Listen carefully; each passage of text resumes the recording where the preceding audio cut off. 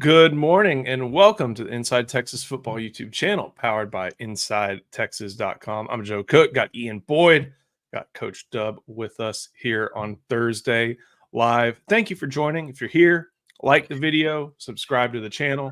And of course, if you are listening on podcast, we appreciate it.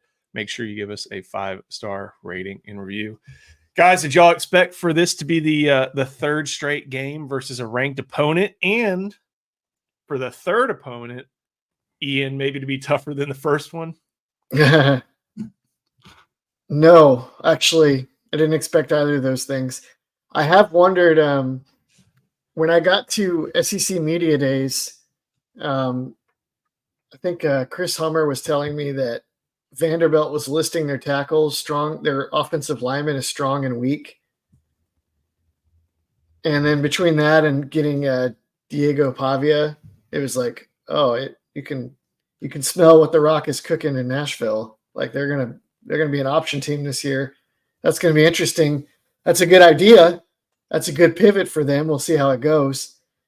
So they've always been on my radar as a potential, not a dark horse contender, but a dark horse, like a team that could be pesky, you know.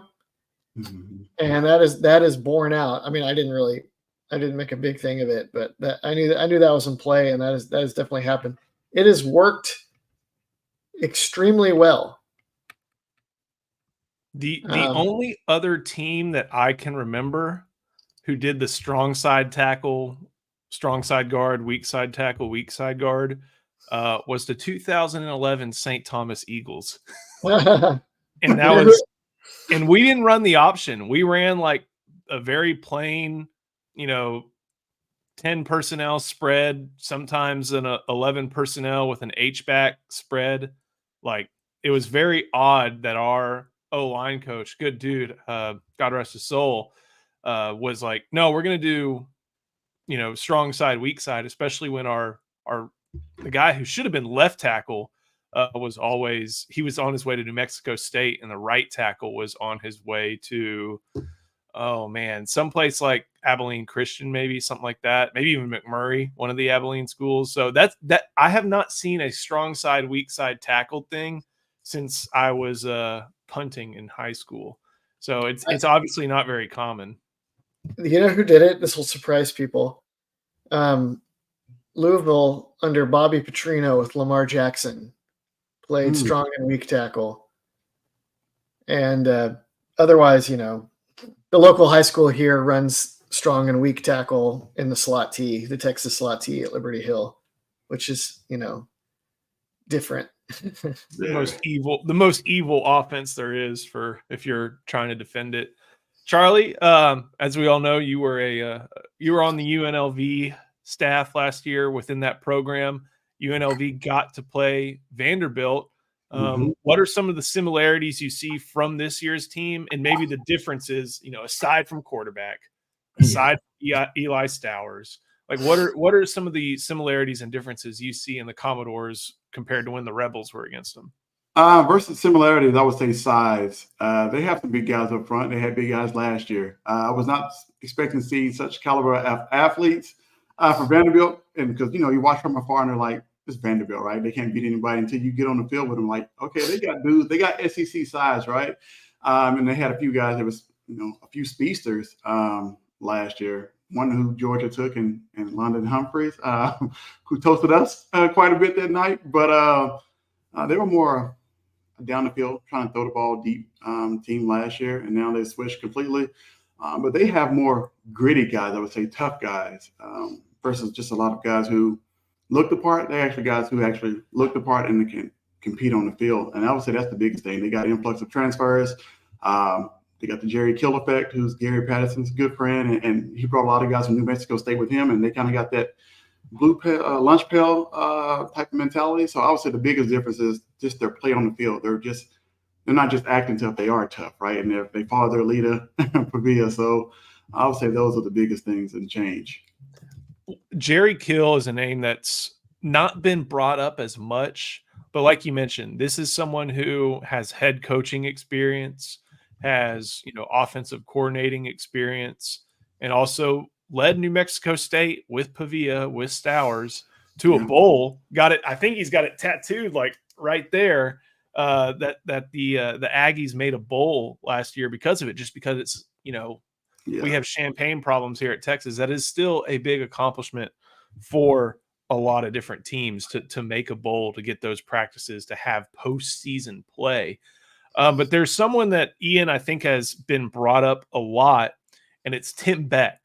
And when Texas fans think of Tim Beck, they're thinking of Herman's offensive coordinator. There is another one.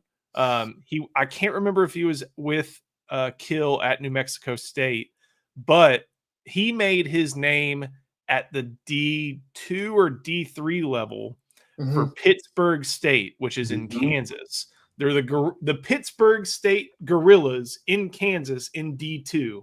A lot of different things going on there. But that's the Tim Beck that they have, and he's been a very, obviously a valuable addition to their staff, as well as being kind of the head of the snake at the offensive play calling position. Yeah, he was definitely there with him last year with Pavia. And I think before that, I think he was elsewhere. But maybe Coach Dub knows Pittsburgh State better than I do. I'm assuming the option was a component to their strategy. Jerry Kill has always been really, really good at program quality control. Like his teams are just always well scouted and developed and sound, and they find talent. And then he's really good at formationing advantages on plays, kind of like Sark. Mm-hmm. Like he'll run like a gazillion plays at you, and the formation and the concept is always designed to maximize the angles on the play. Or if your defenders could like take a screenshot, freeze time, and look at the formation, then they might be like, okay, they're going to run this. But when it's over the course of a game, that's difficult unless you're Georgia and you spend extra time preparing, So it's a potent combination. It's working really well. I don't think it's going to work against Texas, but still. There's something to be said, I think, with, whatever you may lack in talent, if you have guys who believe in the scheme and who fit the scheme perfectly, you can go a long, long, long way. Man, I mean, we saw that with Baylor, saw that with TCU about a decade ago. Oklahoma did it, but they did it with like 4- and 5-star guys. Like if you have guys who fit the scheme as well as anybody else, it'll be great. And Texas saw it on Saturday against Georgia. Guys on that defense making a lot of different plays. Kind of talking about some of the things the Vanderbilt defense may do. Clark Lee, I think he may not be the play caller, or is he the play caller? He's one of those guys who definitely has like, okay, we're going to click, and okay, we're going to have another finger and hand clicking on top of it. Like he is the guy who does a lot with that defense. Ian, do you think Vandy will utilize some of those disguises like Georgia did against the Texas offense? Probably to some extent. It's different when you don't have Micah Williams and Jalen Walker and Kirby Smart and man coverage guys that will go play in the NFL in the back end.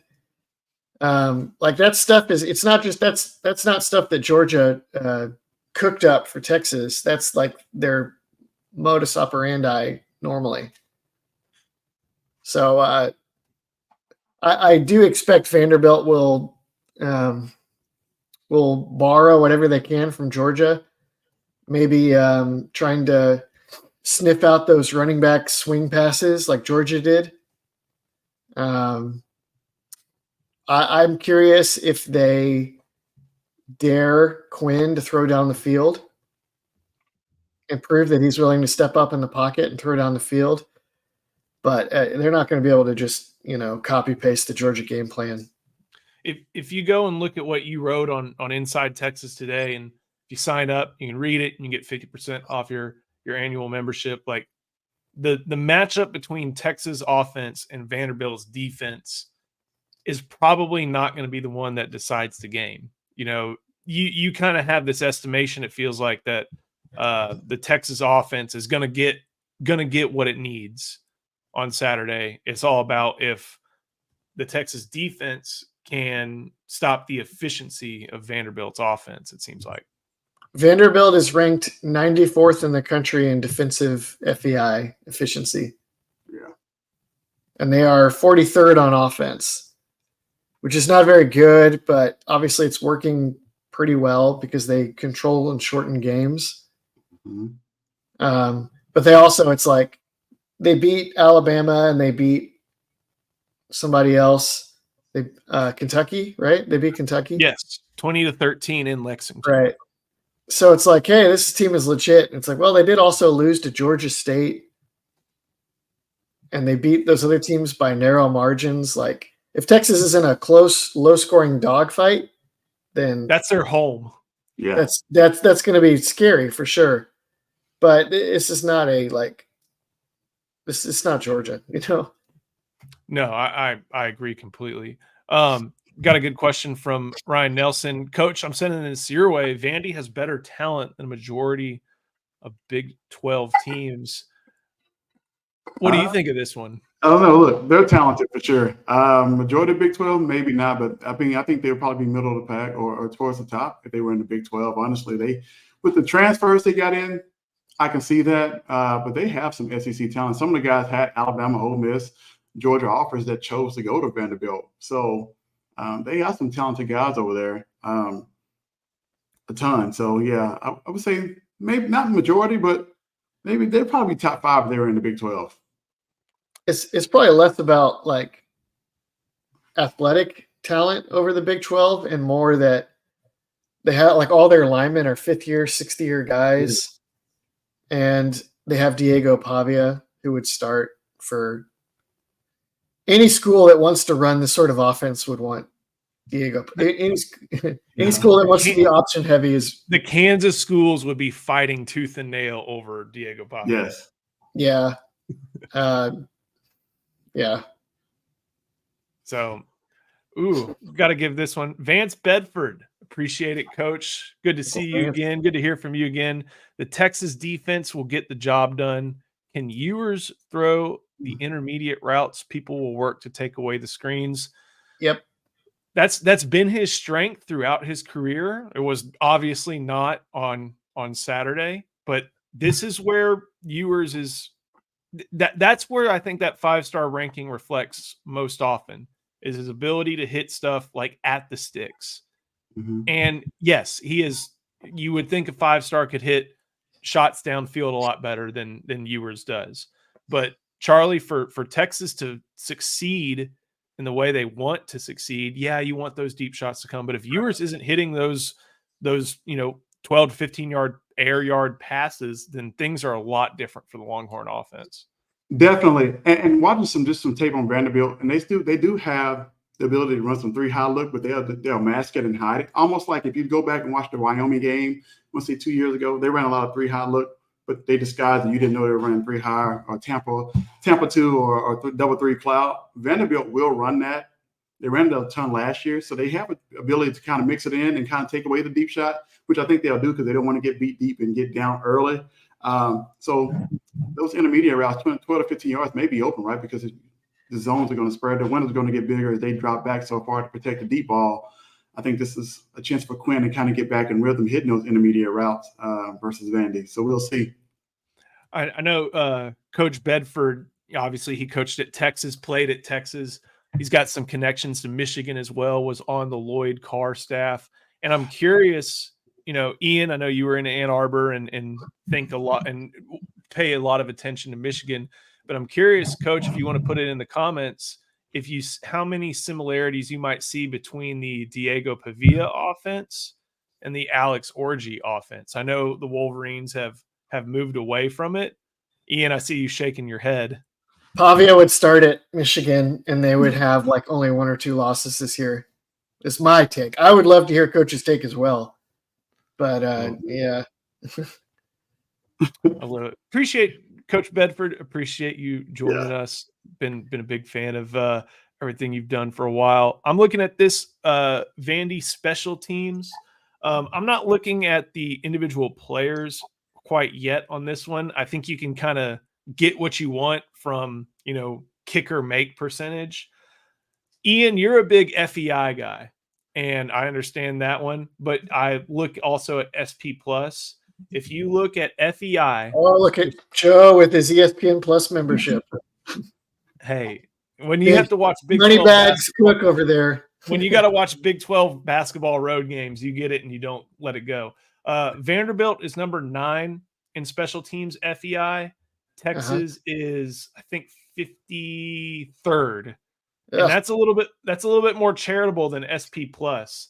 Texas is 115 in special teams SP Plus, and Vanderbilt is number 14. I think that you're not seeing Texas just gain yardage like they used to last year. And I think that's in the punt game. That's in the kickoff game. Will Stone's just booting it out the back, which fine, I'm for that. But that's instead of propping it at the 1 or 4 and having somebody return it only to get blasted at the 16.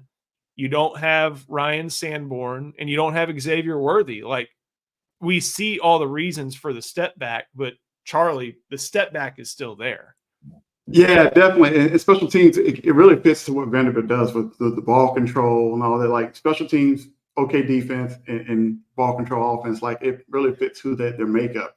But special teams is so important because the starting field position matters at the end. And it was something we would cover every single Monday in team meeting after a win or whatever. The starting field position, where do we start? Like we may be 2 or 3 first downs ahead of the opposing team. And so, Silas Bowden, sometimes it's okay to let the ball bounce in the end zone so you can get better field position. You don't have to field everything. And when you do field it, you don't have to run backwards to try to run around people, man. Just try to get positive yards or make a fair catch. It's okay to let balls go. And then the holding penalties didn't help versus Georgia last week either, right? So I think it's something that we definitely have to clean up because special teams really, really matters when you look at the totality of an entire game when it comes to yards and starting field position. It's one of those things to go ahead, Ian. They haven't blocked any kicks yet either. That's been a big. It's one of those things where it's not bad, but it's just not difference making. And in the prior years, it has been difference making. And that's you can win games. You can get, points off special teams as Texas has. Like that BYU easy win last year. What was it? 33-6, something like that. You take away and that's with Malik Murphy starting. You take away that Xavier Worthy punt return. That's a 26-6 game, which is obviously still we all watched that game. It's still a beatdown. Think about Iowa State, 26-16. Xavier Worthy gets going like 23 miles an hour, holding receiving team. What changes the complexion of the game? So a little bit different on those fronts. Before we keep on going, got some good comments. Going to get to your questions before we get to SEC play. Got to give some love to our sponsor. That's Andre the Lawyer, LC. Take it away. This video is brought to you by Andre the Lawyer. If you're injured, trust the team that secured millions for their clients and helped thousands of Texans with their injury case. Car wrecks, slip and falls, 18-wheeler accidents, on-the-job injuries, and wrongful deaths. Don't let insurance tell you what your claim is worth. Hire Andre the Lawyer to fight for you. Principal office is in Dallas, but they serve Texans throughout the state. So don't wait and call Andre the Lawyer today at 214-444-8808. That's 214-444-8808. The contact information is in the description. We saw Andre at the tailgate on Saturday, and he could play some left tackle for a few different teams. So I wanted to get to this one real quick. Is there anyone else tired of seeing the Vanderbilt character dressed in the King costume in the SEC shorts? A Texas win would knock that crowd off of Vandy's head. Hey, Vandy's ranked for the first time in 10 years, man. Like if you're a SEC, if you're making content like that, you are going to milk that as much as possible. And I saw the guy, I forget his name. I think it was after, they beat Virginia Tech and they have that character then after the Alabama win, whoever plays that character was like, all right, I'm starting to stretch for the strut right now when we start recording. So I'm a fan of those. I make a point to watch that with my wife every Monday. They're good. They're a good part of being in the SEC. Ian, got one for you. How would you try to blow up the mesh points on the option plays? I would not try to do that unless I were blitzing. I would want to just contain it. Just play man coverage, be option, be assignment sound, and make them like this is not an explosive offense. If they can't get easy and consistent gains with like throwing to wide open dudes or running through undefended lanes, they're not going to score. So like, I don't know, AR, how old you are, but if you can recall back to the Franny days at Texas A&M when they used to run the option with Stephen McGee, Texas used to kill Stephen McGee. And they'd be like, just go hit the quarterback. And they would go and blow up the quarterback over and over and over again. And then he would pitch it to Mike Goodson, one of the fastest players. And they gave Texas fits with the option for 3 years in a row. Pavia is probably better, tougher, smarter even than Stephen McGee. That's saying something. McGee was tough, man. That dude looked like he should have died on the field a couple times, and he kept. But anyway, Pavia, no, I want nothing to do with that. Drew. Oh my gosh. Yeah. Oh, good times there. Let's see. Every week the Quinn practice reports are good, but when S hits the fan, he goes back to poor fundamentals and poor decision making. Good practice needs to translate to the field. I don't think you're the second sentence, without a doubt. The first sentence, I think we've kind of written that at Inside Texas, it's been more Quinn's done what he's needed to do, as opposed to Quinn's looking fantastic. That type of thing. I don't think over at Inside Texas we're like trying to blow smoke anybody's ass. Like we said, he has looked the part of a starting quarterback.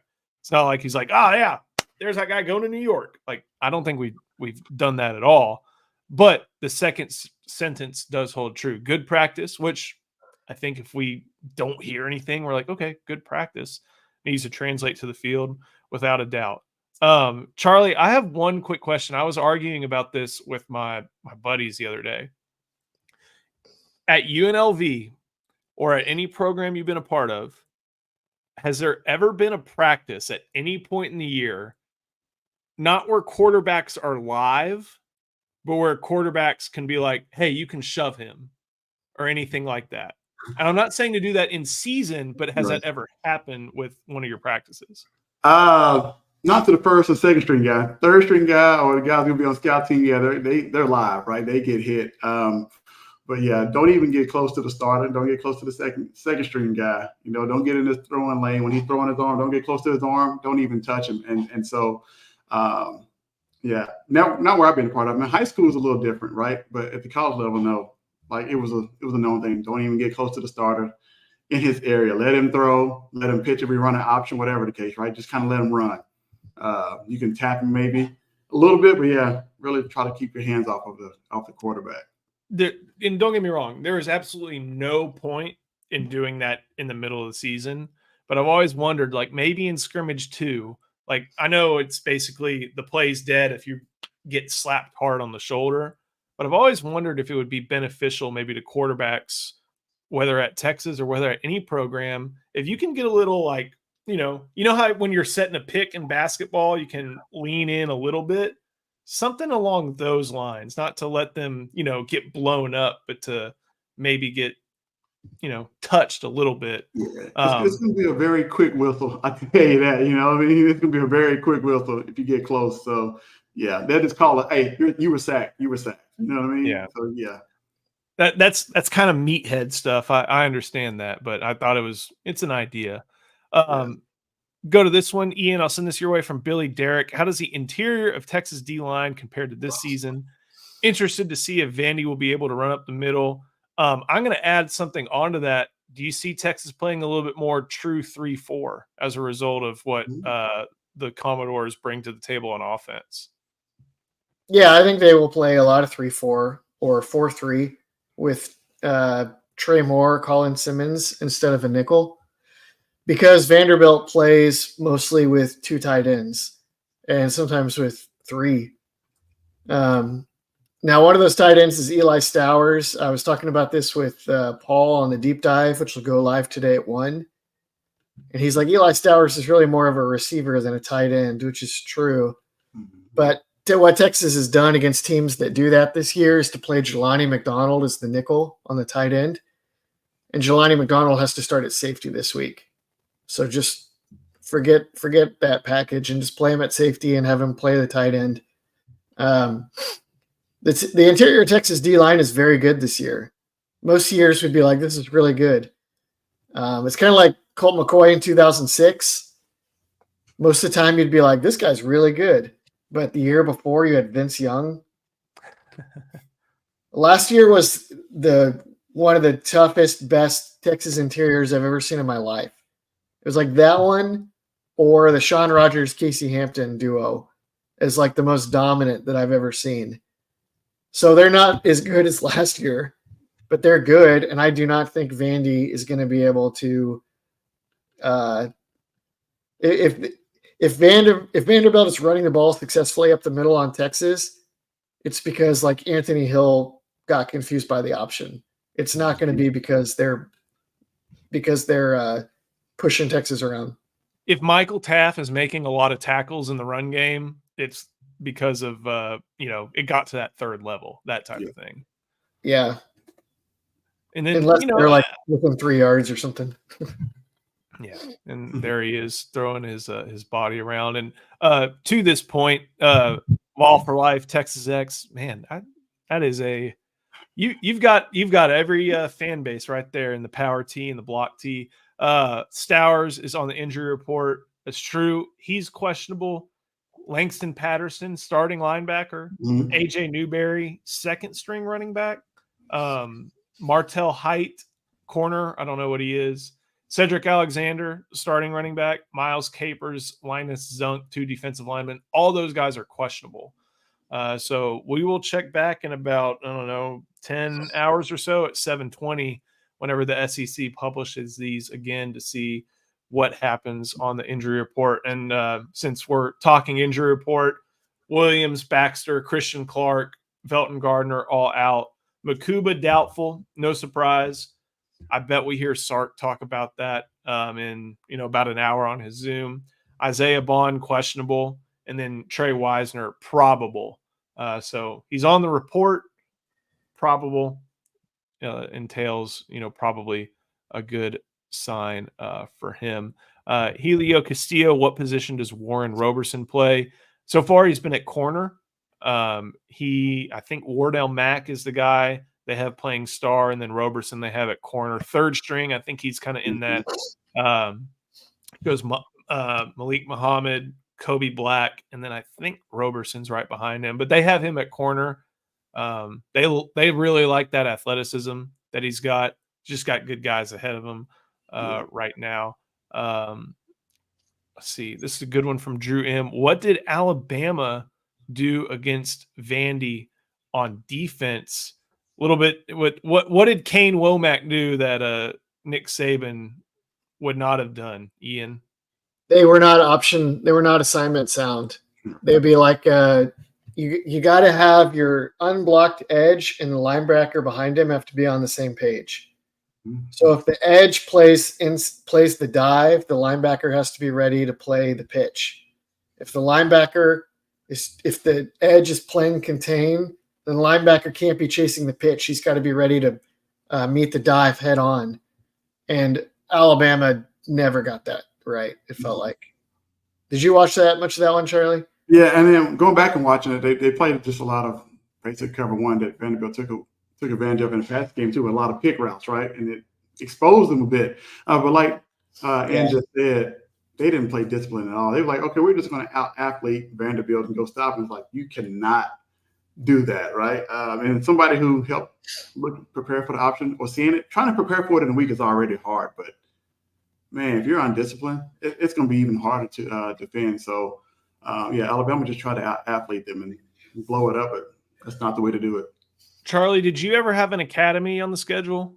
Air Force, right? Air Force last year. And you talk about, whew, man, yeah. So that's a lot harder, I'd say. So I have two different stories. And Ian, I know you're familiar with one of them.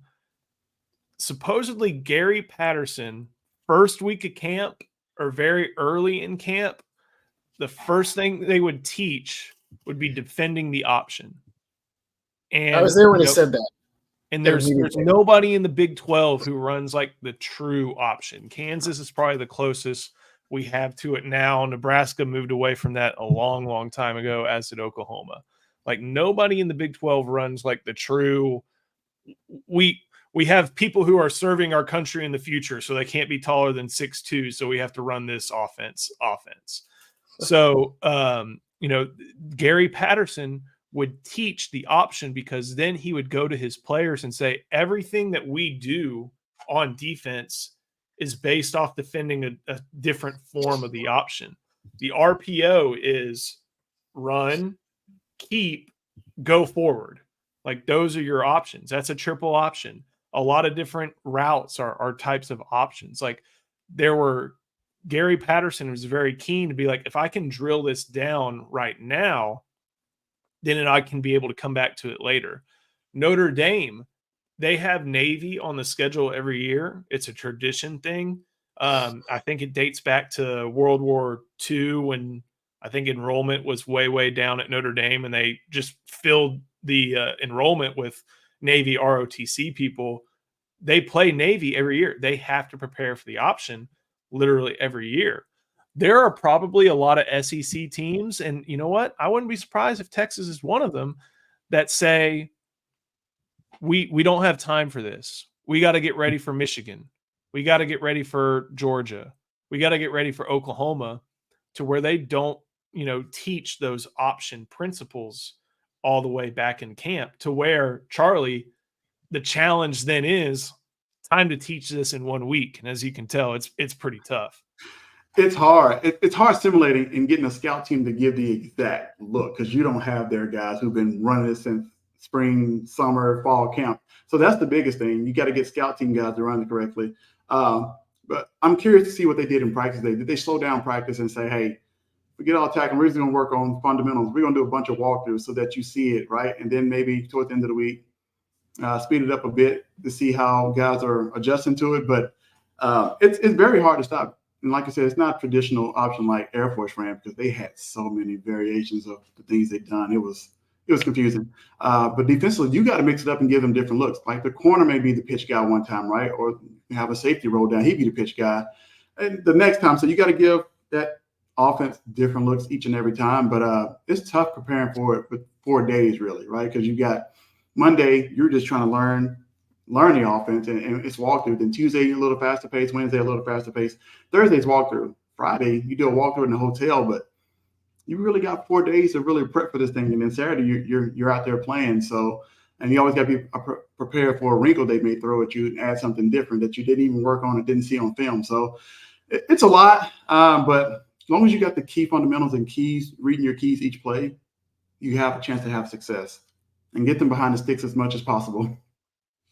Yeah, that's a key. I mean, Ian, you and I remember with great delight the pay-per-view Oklahoma game. Yeah. When we're all watching on some dude's Instagram, just to watch Army and OU go at it in one of Mike Stoops' last stands. And it's just like Army's going to get the ball on their own one, and OU may not get the ball back, and eventually they did. And it was one of those things, but it is unique. That's why teams run it, because they know it's hard to prepare for in a few days. It can do a really good job of neutralizing a talent disadvantage, especially when you have a unique guy at quarterback who makes it all run. And we're talking so much about option. the famous play against Alabama in that game was the deep pass, at least from my eyes, and it was Pavia seeing 1 is covered, 2 is covered. Oh man, 3's open, and he's in the end zone, and he made that throw perfectly. So, like, it's not just all run game. Everybody's got to be on their P's and Q's, but a lot of it starts up front with linebackers being able to play off of each other. I thought you were going to talk about a different option play against Alabama from yesteryear that I don't want to get back into. No, speed options are the devil. We won't talk about that. Thank you. Sam Kim, though, brings up a good point. There's now film on Vandy. This game is competitive and Sark is not. Oh, I didn't read that second sentence before I brought it up. There's film on Vandy, but Ian, like, the point of the option is someone's always out of position. You can have hours of film, but the offense is the offense is the offense. Yeah, your kids have to know what to do, and they have to maintain leverage that they're not used to playing. So, yeah, there's a lot of film on the Texas slot T. Come with me tomorrow night to watch Liberty Hill and see if the other team can stop them from running for 600 yards, you know? Yeah. What is it like? Have you tallied how many average pass attempts a game the Panthers have? I haven't this year. It's probably in the 2 or 3 range. Yeah. I remember they can rack up 600 yards of offense with 3 completions. They put up over 600 on Cibolo Steel in the season opener. Yeah. They lost because they fumbled the ball like 5 times. But when they didn't fumble, they ran over a 6A power. So it's tough. Yeah, and then if this is competitive, Sark isn't the guy. No, I could not disagree with that more. You know, and there's also about $50 million that say otherwise. But like, this is the SEC. Like you and we saw what happened last year. Like, are you going to say Sark wasn't the guy because Texas was competitive with a TCU team that went 5-7 or a Houston team that fired their coach or anything like that? Like, nah, man. I gotta say, no. So we're not doing this again. Yeah, well, let's not give other fan bases reasons to do the whole crazy Texas fans thing when it's actually Auburn that we should be looking out for, and we'll get to that in a little bit. I think one last question to kind of go through UT parking. Appreciate it. It is a question that has to be asked at this point. How short is your leash on Quinn if you are Sark, Charlie? Oh man, I thought I was avoiding that one. I mean, let me say this. I'm glad I'm not the person that's wearing the headset. They have to make that decision. But he said multiple times Quinn is his guy. He trusts Quinn. You know, as a coach, he's going to get him right. I feel like he will. I feel like as the further away he gets from the initial injury, I think Quinn gets better. I don't think the leash is short as most fans would think because he trusts Quinn. He said Quinn is his guy. That's who he's going to ride with. And no matter the pressure to put Arch in from the fans and everybody else, I think he's going to ride with Quinn. The thing that sticks out to me the most about this, and granted, I will admit, you know, kids' minds can change within 2 weeks. But after his last start, Arch was like, yeah, this, you know, Quinn's our starter. Like Arch himself said that, like Quinn's our starter. And I would not expect him to say anything different. But I think you also have to say, like, you know, you need healthy Quinn. You need good Quinn. Yeah. And it is on Steve Sarkisian, who is being paid $10 million this season to figure out who the right person is on that team. And Drew, glad you're joining us. Quinn was never intended to lead this team without a run game. I'm not sure who could. That's hard. Especially the version of Quinn. Like he kind of did it against Michigan.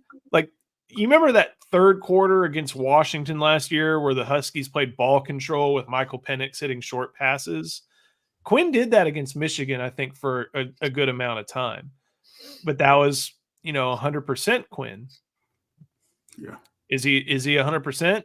He's on the field. He needs to be able to play to the standard that Texas needs him to play. That's in their playbook, but they also, without a doubt, need the run game to win. And then Sam, Joe, yes, I was going to ask you to put this up. Yeah, again, I don't think there is any way Vanderbilt would be an alarming loss. There is no way that would, in my opinion, derail or shift my thinking on Sark being the guy. Right. Sark is, for the last few years, I've said this. He is fine as long as Arch Manning is a bullet in a chamber of Sark's gun. Mhm. As long as he can fire the Arch Manning bullet, he's fine. Like, you're going to fire him, and then, like, what, the Mannings transfer? Like, what are we talking about? It's ridiculous. If you lose to Vanderbilt because injured Quinn is struggling and he gets you in a hole, you're going to fire Steve Sarkisian and then not see what happens with Arch Manning? No. Are we going to fire Kalen DeBoer after this year? It's completely unthinkable. Yeah. It's completely unthinkable. I was about to say Mark Stoops, but Sark hasn't even done the this wouldn't work this year, but he hasn't even done the I'm going to fire the defensive coordinator and replace him, or I'm going to go hire an offensive coordinator to help me. He's got so many cards to play that coaches always play before they get fired. Yeah. I think And two they're kids are the best. This is a joke. Jettison the guy who's turned the program around. Like, no. Yeah. It is. It makes no sense to. Okay. It makes sense to question how high Texas ceiling would be this year if the Longhorns lost to Vanderbilt. Totally reasonable.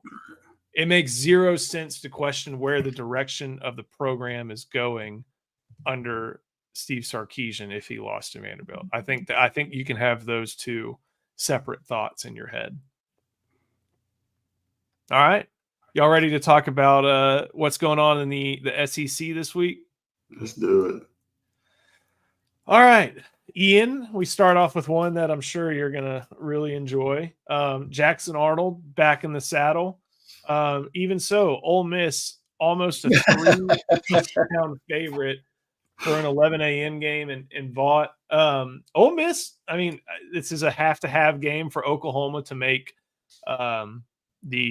just make bowl eligibility because there are no gimmies on the schedule outside of Maine at this point. Ole Miss needs this one to get at least a semblance of their return on investment. Mm. Yeah, Ole Miss could still make the playoffs at 10-2. Especially if they beat Georgia. Mm-hmm. Yeah. They Oklahoma is going to get a good shot from Ole Miss. Also, I don't know if anybody remembers. Ole Miss does. They were like trading some barbs in the offseason. Oklahoma's players and Jackson, like Billy Bowman and Jackson Dart. I think those guys are kind of friendly, so it's probably not that serious. But Ole Miss is going to come out for this one. The one that'll be really interesting is Oklahoma and Missouri had some much more testy offseason banter. And Missouri is going to be looking to apply the belt when Oklahoma visits in that game. And Oklahoma is going to be like, this is one of our best chances at a 6th win. So I don't think this one is very interesting. I think Ole Miss is going to destroy Oklahoma. But that Missouri game, that'll be real interesting. I'm looking through if any of the walking wounded in the wide receiver core I doubt it. to come back. And Gibson out, Farouk out, Anderson out, Anthony out, Burks questionable. Oh, maybe Burks. That would help. Huh? That would help. Burks would help. That would help. Burks and what's his name? Drake Stoops 2.0. Yeah, they're still gonna get they're still gonna get whooped, but maybe they break 300 yards of offense. Yeah. Would be progress under Joe John. Arkansas at Mississippi State saw a comment here. There we go from Ryan Nelson. Sam Pittman will find a way to lose the game on Saturday. That guy can't coach. Bobby Pete needs to be installed as head coach. Here's the thing. Mm. I bet there was a scenario where Arkansas starts this season 3-4, if not maybe 2-5. There's also a scenario where Arkansas could be 5-2 right now if they get one or two more plays to go their way against A&M. So I don't think they're a good team. I bet they're bowl bound, but they gotta win this game to make sure that they're on that path. Or else the Barry Odom rumors are gonna pick up real fast. Right, Charlie? Definitely, man. I can hear the chatter already. But I'm gonna agree with you with the Arkansas thing. It depends on what quarterback shows up in Taylor Green. But this is a good chance for them to get their offense back on rhythm versus not a very good Mississippi State defense. And so we shall see. But I mean, Mississippi State plays tough. They're going to fight you for 4 quarters. So it depends on what kind of Arkansas team actually shows up. They're going to get one of these eventually. Yeah. State will. Yeah, they've been giving everybody trouble. Feels like. So it's remarkable. They haven't won. Jaquindon Jackson is doubtful right now, but does that affect a whole lot against this Mississippi State team, you feel like? They would rather have him without a doubt. They need it for ball control to try to keep the ball away from Mississippi State because I don't think they want to get into a shootout. Mississippi State probably outscore them. I was about to say, this game could be a 2.5-hour game, too. Yeah. Just go real quick. This is an interesting one. Missouri at Bama.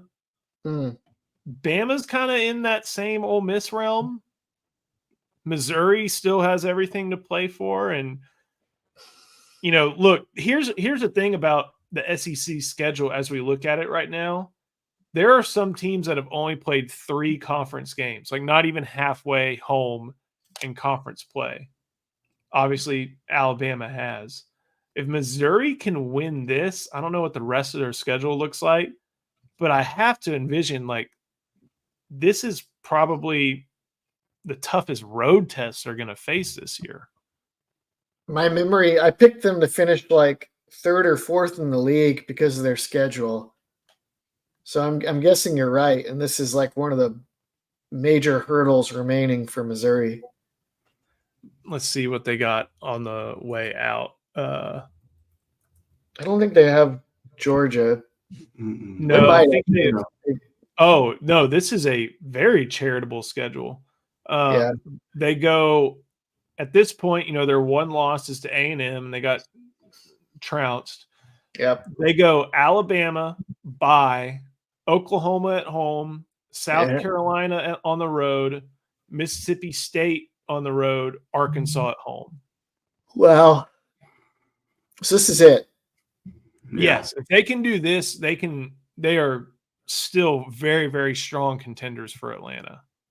Yeah, it'll be 11. They'll be 11-1 if they can win all those, which is totally feasible. Here's a problem for them.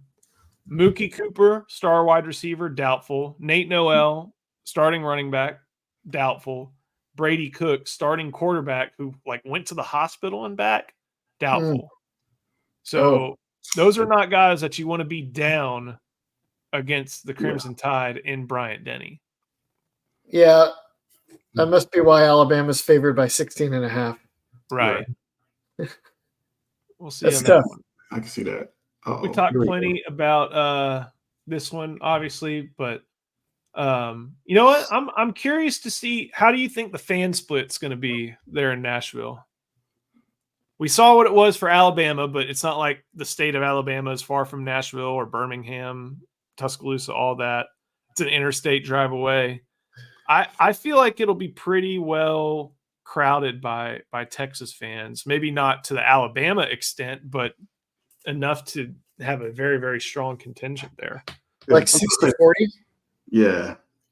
Maybe 60-40. We travel well. It depends on what those guys got going on a Saturday. I don't know, midterms coming up, man. Some things are more important, but we'll see. This is also the how many easiest. did Alabama have? They had most of the stadium. Yeah, they had most of the stadium. I was thinking 60-40, Texas 60, Vanderbilt 40. But I also feel like if you are a Vanderbilt fan and you're emerging from the shadows. Like, this is the game you want to go to. But by the same token, like, Nashville is without a doubt the easiest other SEC city other than Austin to get to. Yeah. Like, you fly into that airport and you're probably like a 20-minute car ride away from Vanderbilt's campus. So, and you got Broadway, you got country music, Capitol, James K. Polk's grave, all the different stuff. This may be there may be a lot of first-time Vanderbilt fans there. Yeah. If you know what I mean.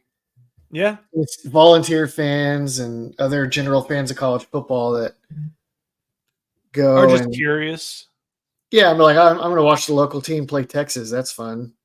Yeah. I mean, there's got to be one good football team in Nashville, right? Yeah. That's a Titans dig. Texas. This one may be the game of the week. I'm kind of glad it's getting the primetime treatment. LSU at A&M, battle of undefeateds in the SEC, and strictly by a numbers standpoint, like a standing standpoint, the Longhorns would benefit from an Aggie win. What? What are you talking about? Because then, so in the weird tie-breaking system, granted, I got to double check. I saw this on a thread on Inside Texas, but since Texas does not play LSU, let's say LSU wins this one and loses one more. I don't know who it would be, maybe to Alabama, something like that. They could, with weird tiebreakers, hold the advantage over Texas. Whereas, if the Aggies win, and Texas wins all the way out, setting up that game at the end of the year, a 7-1 Texas team with a win over another 7-1 Texas A&M team, it's pretty straightforward right there. I rooted for a rival one time based on reasoning like this, and I've regretted it for the rest of my life, and I will never do it again. I don't care. So what do you think happens in the game? I don't know, man. I feel like Nussmeier, when he's on, is pretty terrifying. Yeah. I guess he's not on consistently, and A&M has a good pass rush, so that's a tricky matchup. And then LSU, it gets better and better every week that they are able to zero in on playing defense without the black hole Harold Perkins distracting them from the mission of actual defense. So that's probably the concern for A&M is like you figure their defense can keep them in it, but if their offense can't do anything, then when that pass rush gets tired and Nussmeier hits some throws, that'll be it. So I'm trying to figure out if I can find an old thing from when LSU played Ole Miss, trying to see what the pass progression was. Oh, there we go. LSU Ole Miss. So Nussmeier had he was the hero, but then that kind of eliminated basically a whole game where he was a zero. And I think I just found it. He started 16 of 37 and finished 22 of 51. And of course he had the big plays, the 4th and 5 touchdown pass to Anderson, the overtime touchdown pass to Lacey. Mm-hmm. But he was a reason why they were losing until he wasn't. Yeah. This kind of seems like a which quarterback messes up least battle. Yeah, I was just about to say that. With Nussmeier show up, and then like Drew just said, the real Wigman showed up last week. So that's going to be tough. I think it depends on who has the better running game, honestly, because those quarterbacks both have a tendency to turn the ball over. So I do have a little more faith in Nussmeier to get the job done when it's time to go. And I can't root for A&M, so I don't know, man. That's tough. And UT Parking brings us up. Le'Veon Moss is a stud. True Hammer, he's been playing well. This is going to be a fun running back battle. Like you got Yeah. Le'Veon Moss on one side, you got Caden Durham, who's started to stand out on the other. Like there's a lot of talent in the backfield. Of course, I mean it's a top 15 matchup, and this may be Nussmeier's biggest test. I'm really curious to see how this one goes. Auburn at Kentucky. Is there anything we want to talk about with this one? Not really. Like, so have y'all seen the Hugh Freeze versus Brian Harsin records through X amount of games stats? Mm-mm. I think Harsin at this point was on a better pace than Hugh. What was their recruiting ranking head to head at this point? Hugh is winning there. Yeah. Yeah. I'm curious what happens, once it starts getting to signing day. They can keep all those guys. We talked a lot about how, what's it called? Billy Napier. A lot of reason for keeping him around last year was to get that class. It kind of fell apart. I always say, Auburn boosters are the type of crazy that people think Texas boosters are. So we'll see what happens. But if Kentucky wins this game and Auburn goes 2-6, they have to go 4-0 over the last stretch, including a win at Alabama. Yeah. There's no way I see this working out particularly well for the Tigers. And then they can focus December on getting their transfer quarterback and finishing out the class. I think year 3 for Freeze, he's going to need to show proof of concept, but I just don't think these first 2 years matter. I think they know that, like, it seemed like they pulled the funding from Harsin in recruiting. Oh, they definitely did. And so I think they know that they need to rebuild the roster before they can do what they want to do. I'm with you. I think that's all. Obviously, Florida, Georgia, South Carolina, Tennessee, they are all on bye. That's a lot of different teams who, probably need the bye. Georgia get to take a week off from the Texas effect. Tennessee, they're on bye as well after a win.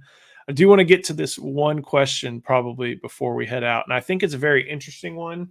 We have some insight from Sark on it as well, and it says, is 2026 and 2027 the first time that we schedule a November non-conference game? That to me is the ideal way to build your schedule as long as SEC keeps an 8-game SEC schedule. A lot of different parts of this. First one is we only know that there's an 8-game schedule next year for 2025. It's not been determined about 26 onward. They punted the issue. It's not been determined about 2026 onward about whether it's going to be 8 or 9. The other aspect of this is Sark is on the record, and granted things can change. He's not the guy who calls all the shots on this one. Sark is on the record as saying he prefers getting the 4 out of the way and then the 8 in the rest of the year. No. I think he's just saying that because that's what they're doing. Okay. So I don't think he had a lot of choice, and so it's like, exactly what we're doing is exactly what I want to be doing. Happy coincidence. Having an SEC bye would be great, but I don't. Who really thinks they're not going to go to 9 games? Like the powers that be in college football want 9 games. That's one more that's like Texas versus LSU on primetime for ESPN. Yeah. That's like, there's no way.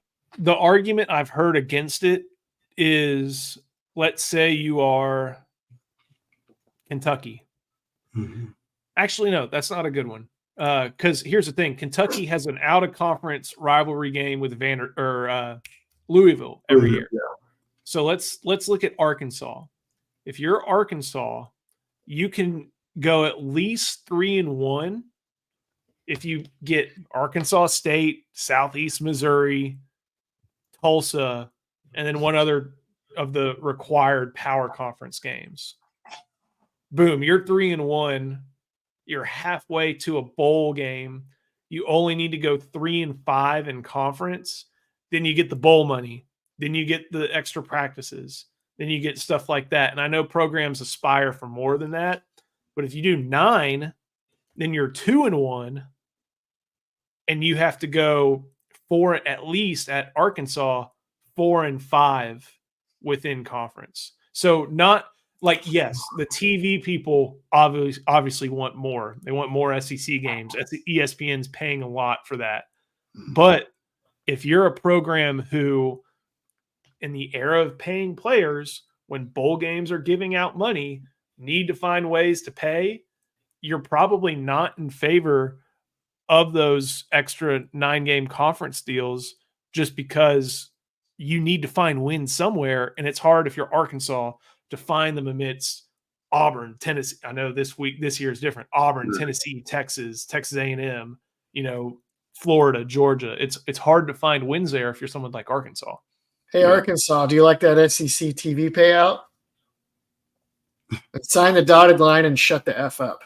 That's what's going to happen. That's what they're going to say. They got the vote, though. Where's the leverage? Where's the leverage? Their vote. Yes. They have equal footing with the other 15. You like the easy schedule, huh?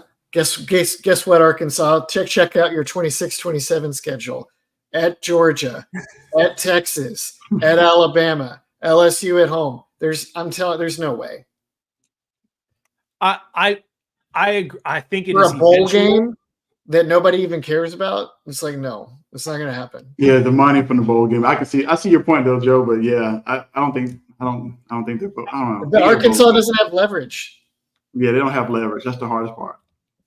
I think you're right in that it's eventual, but I don't think it's going to be unanimous. I think it'll take some push and pull and to use a Capitol Hill term, some whipping from Sankey in order to get it there. And they'll probably get some kind of special playoff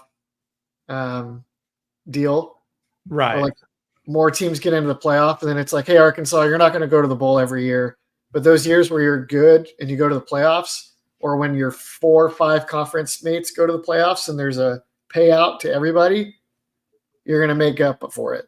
So shut up. And just to go over kind of the point made, let's see if we can see this. I'll try to get it as big as I can. Start at Ohio State, San Jose State at home, UTEP at home, Sam Houston State at home. All these are TBA. I think they may come out next month or something like that. Same opponents, flip-flop everywhere. But Sark has said he likes having those 4 right there in the preseason as opposed to having, putting Sam Houston the week before the Aggie game or something. That'd be a tough schedule. It is a tough schedule, man. At Florida, who knows who they'll be under. At Georgia, yes. Who knows who quarterback they'll have. At Kentucky and at State. Yeah, it's that's why we are very big on saying there's a big opportunity this year, next year, and going forward. So, Charlie, appreciate you jumping on, pinch hitting. Ian, thank you so much. Thank you for watching. Make sure you like this video, subscribe to the channel if you're listening on podcasts. Please go ahead and give us a rate, review, subscribe. Also, if you have not joined yet, head to InsideTexas.com. You can get 50% off of annual memberships. We're going to have a lot more on Inside Texas, pregame, postgame, all that. So make sure you stick around. Thank you to Andre the Lawyer. We'll see you next time on the Inside Texas Football YouTube channel powered by InsideTexas.com.